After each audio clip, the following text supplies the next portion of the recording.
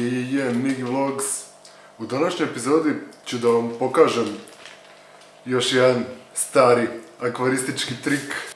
To jest nije trik, nego kako treba postupiti kada se kupi nova ribica. Nove ribice.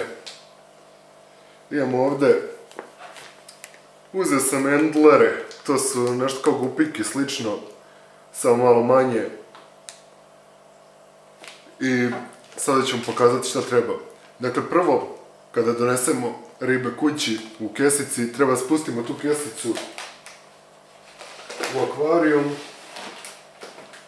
Ovako, odložimo tu kesicu u akvarijum i pustimo otprilike 15 minuta do pola sata da se izjednači temperature u kesici i temperature vode u akvarijumu. Posle neki ljudi rade da otvore kesicu i onda mešaju tu vodu u akvarijumu, sipaju u kesicu i mešaju je sa tom vodom koju smo doneli iz radnje, ali ja to za ove endlere neću raditi zašto nisu toliko osjetljive ribe. Onda, ne treba bubnuti tu vodu od prodavca, ma kako vi verovali prodavcu, ne treba je staviti u akvarijum zato što u kesici su ribe bile uspaničene i ispuštale su hormon stresa. Također može da nosi razne bolesti voda. Za ono što ćemo uraditi nam treba jedna čitava mrežica akvarijumska koju stavimo iznad kante. Ovako. Trebaju nam makaze kojima ćemo da odsečemo tu kesu.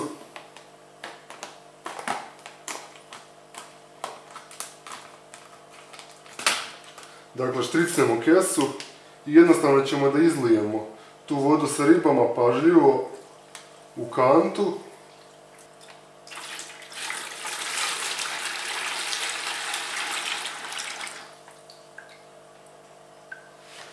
Tako da ribice ostanu u mrežici i onda ćemo da ubacimo ribice u akvarijum, prosto i jednostavno.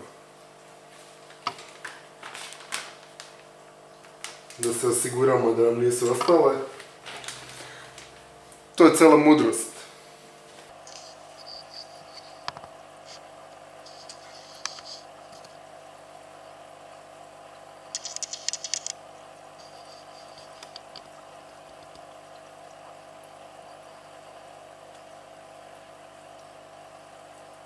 Plivaju. To je najbitnije.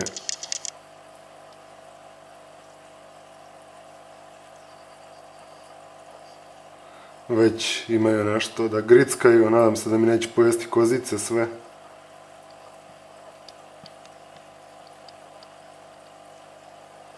Sljedeće što moram da rešavam je osvjetljenje u tom akvarijumu.